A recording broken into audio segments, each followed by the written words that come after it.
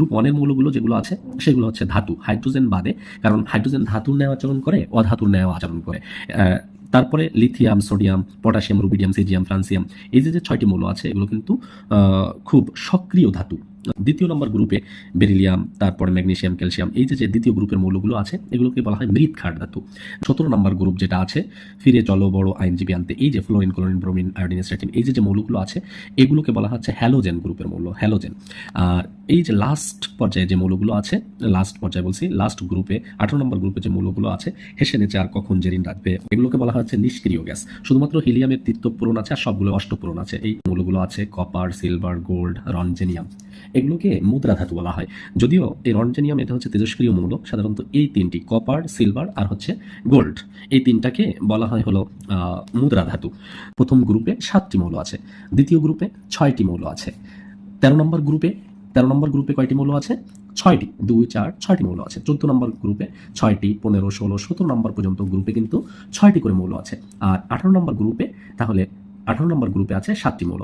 তাহলে দেখো 1 নং গ্রুপে এবং 18 নং গ্রুপে দেখো 7টি করে মৌল আছে। তাহলে আমরা বলতে পারি 1 নং এবং 18 নং গ্রুপে 7টি করে মৌল আছে, 7টি করে মৌল আছে। 2 নং এবং 13 নং থেকে 17 নং পর্যন্ত, 2 নং এবং 13, 14, 15, 16, 17 এই গ্রুপগুলোতে 6টি করে মৌল আছে, 6টি করে মৌল আছে। 3 নং গ্রুপে 32টি মৌল রয়েছে। তোমরা নিশ্চয়ই জানো, আমরা বলেছিলাম 3 নং গ্রুপে দেখো এই হচ্ছে স্ক্যান্ডিয়াম আর হচ্ছে ইট্রিয়াম, এই যে দুইটা স্ক্যান্ডিয়াম আর হচ্ছে ইট্রিয়াম, এই দুইটা মৌল। এরপরে কিন্তু আমি বলেছিলাম যে নিচে স্থান দেওয়া হয়েছে, দুটি সারি আছে এখানে, একটা হচ্ছে ল্যান্থেনাইট সারি আর একটা হচ্ছে অ্যাক্টিনাইট সারি। 15টি করে মৌল এখানে বসবে, এখানে 15টি মৌল আর এখানে 15টি মৌল। তাহলে এই 15, 15, 30 আর এই 2, 32। তাহলে আমরা বলতে পারি 3 নং গ্রুপে কিন্তু 32টি মৌল রয়েছে। আর 4 নং থেকে 12 নং গ্রুপ পর্যন্ত, এই যে 4, 5, 6, 7, 8, 9, 10, 11, 12, এই 12 নং গ্রুপ পর্যন্ত প্রত্যেকটাই কিন্তু তোমার 4টি করে মৌল রয়েছে, আমরা সেটা লিখেছি। এরপর আসো পর্যায়। তাহলে প্রথম পর্যায়ে দেখো, প্রথম পর্যায়ে এই যে হাইড্রোজেন, প্রথম পর্যায়ে একেবারে উপরে, আর ঠিক এই সোজা 18 নম্বর গ্রুপে আরেকটি মৌল। তার মানে প্রথম পর্যায়ে কিন্তু 2টি মৌল রয়েছে। 2 এবং 3 নং পর্যায়ে 8টি করে মৌল রয়েছে। 4 এবং 5 নং পর্যায়ে 18টি করে মৌল রয়েছে। আর 6 এবং 7-এ এখানে 32টি করে মৌল রয়েছে, কারণ এই মাঝখানে আরও 15টি মৌল আছে। এটা যুক্ত করলে, এটা যোগ করলে আর এখানে বাকি আছে 17টি মৌল। এই মোট হচ্ছে 32টি করে মৌল রয়েছে 6 এবং 7-এ, যেগুলোর 15টি মৌল স্থান দেওয়া হয়েছে নিচেই। তাহলে তোমরা আশা করি বুঝতে পেরেছো। আমরা এখানে লিখে দিয়েছি, তোমরা যদি একটু দেখার চেষ্টা করো, তোমাদের যদি একটু দেখে, এখানে আমরা লিখে দিয়েছি পর্যায়। এই যে পর্যায় 1 নং পর্যায়ে 2টি মৌল রয়েছে, 2 এবং 3 নং পর্যায়ে 8টি করে মৌল রয়েছে। 4 ও 5 নং পর্যায়ে 18টি করে মৌল রয়েছে। আর 6 এবং 7 নম্বর পর্যায়ে 32টি করে মৌল রয়েছে। তার মানে আমরা বলতে পারি মেন্ডেলিফের যে পর্যায় সারণী, এই পর্যায় সারণীতে 18টি গ্রুপ রয়েছে এবং 7টি পর্যায় রয়েছে, আমরা বুঝতে পারলাম। এবার আসো ইলেকট্রন বিন্যাসে, সোডিয়ামের ইলেকট্রন বিন্যাস। তাহলে সোডিয়াম কত নম্বর মৌল? 11 নম্বর মৌল, 11 নম্বর মৌল। তাহলে তার ইলেকট্রন আছে 11টি।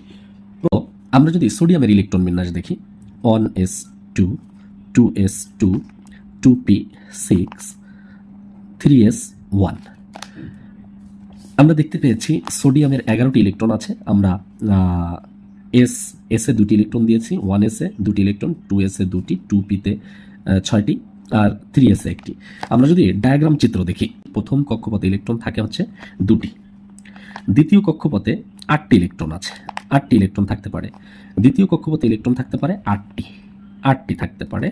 প্রথম কক্ষপথে ইলেকট্রন থাকে 2টি আর দ্বিতীয় কক্ষপথে ইলেকট্রন থাকতে পারে 8টি। তাহলে এই হলো 10টি আর এই হচ্ছে একটি 11টি। তো আমরা দেখতেই পেলাম যে শেষ কক্ষপথে একটি ইলেকট্রন আছে, 1s2, 2s2, 2p, এটা হচ্ছে প্রথম কক্ষপথ। দ্বিতীয় কক্ষপথে ইলেকট্রন আছে হচ্ছে 8টি। তৃতীয় কক্ষপথে 18টি থাকতে পারে, যদিও এখানে আর নেই। তাহলে তৃতীয় কক্ষপথে একটি ইলেকট্রন আমরা এখানে দিতে পারলাম। আচ্ছা, 1s2, 2s2, 2p6, 3s1, শেষ কক্ষপথে একটি। যদি আমরা ক্লোরিনের ইলেকট্রন বিন্যাস দেখি, ক্লোরিন আছে 17 নম্বর মৌল, 1s2, 2s2, 2p6, 3s2, 3p5, এই 17টি মৌল। এটা হচ্ছে প্রথম কক্ষপথ, 2টি মৌল।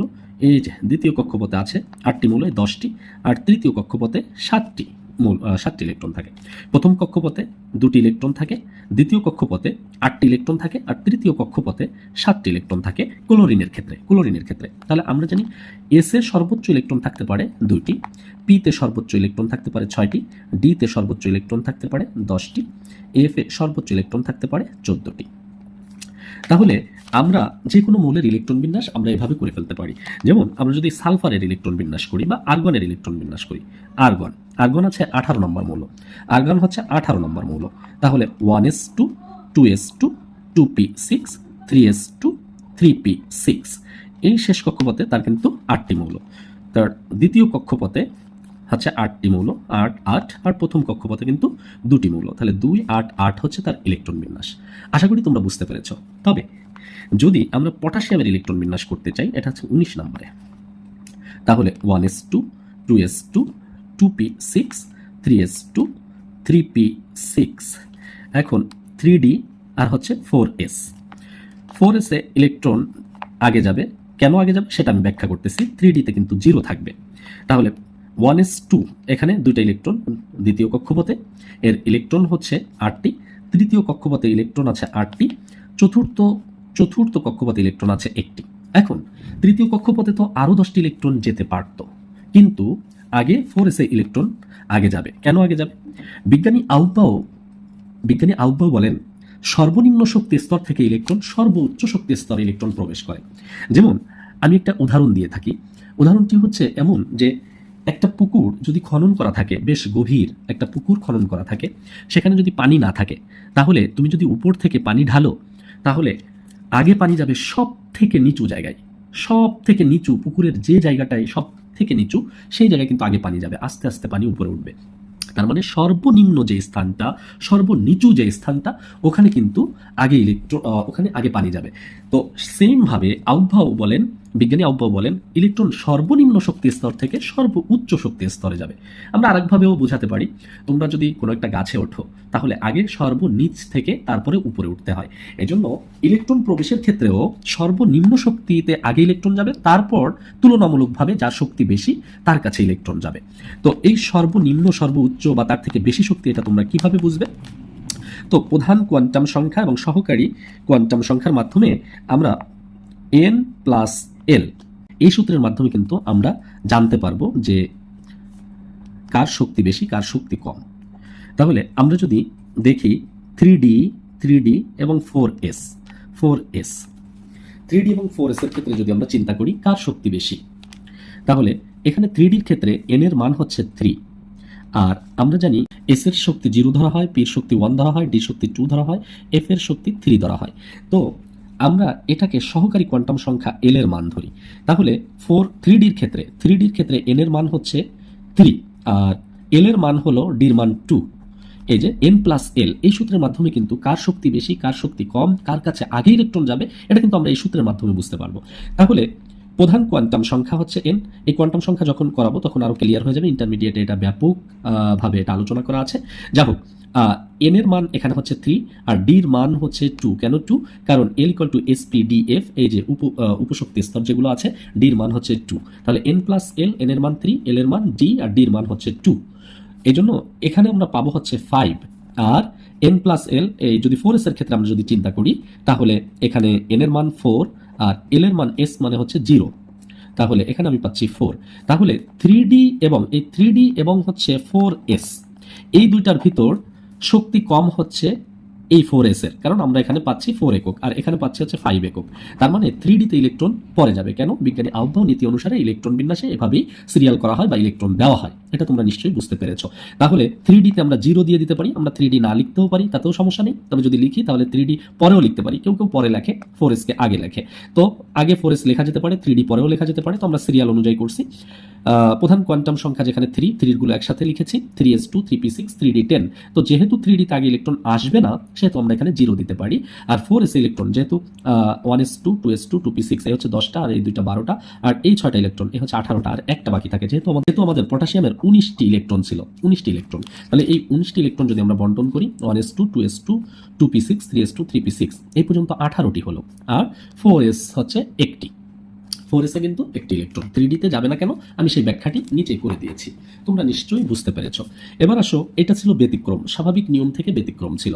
আর দুটি মৌল ব্যতিক্রম আছে, সে দুটি দেখাই দিই। ক্রোমিয়াম Cr, এটা হচ্ছে 24 নম্বর মৌল, 24 নম্বর মৌল।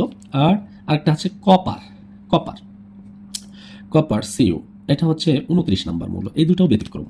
তাহলে এখানে কেমন হবে ইলেকট্রন বিন্যাস? 1s2 2s2 2p6 3s2 3p6। আমরা 3d টা আগে রাখি, আগে 4s এ 2 দিয়ে দিই, 4s2, তাহলে 20, আর এখানে 4টা 24 24। আর এরকম স্বাভাবিক নিয়ম হচ্ছে এমন, কিন্তু এমন হবে না। কেমন হবে সেটা আমি একটু দেখাই। 1s2 2s2 2p6 3s2 3p6 3d5 আর 4s1। এটা কেন হয় আমি ব্যাখ্যা করছি। আর এরকম হবে। আর কপারের ক্ষেত্রে 1s2 2s2 2p6 3s2 3p6 3d হচ্ছে পরে দেই, 4s2 দেই, তাহলে এখানে হবে 9। কিন্তু এটা হবে না, কি হবে?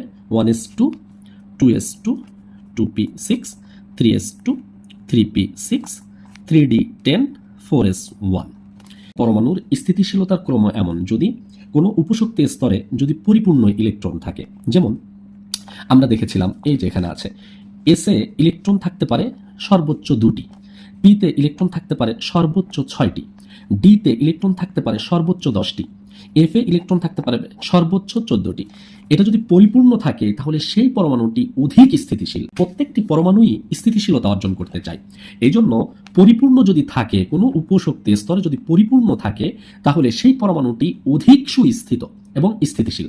এই জন্য পরিপূর্ণ যদি থাকতে পারে ভালো, না থাকলে অর্ধপূর্ণ সে থাকতে চায়। প্রথম তো পরিপূর্ণ থাকতে চায়, তারপর হচ্ছে অর্ধপূর্ণ থাকতে চায়, তারপর হচ্ছে আংশিক পূর্ণ যদি থাকে।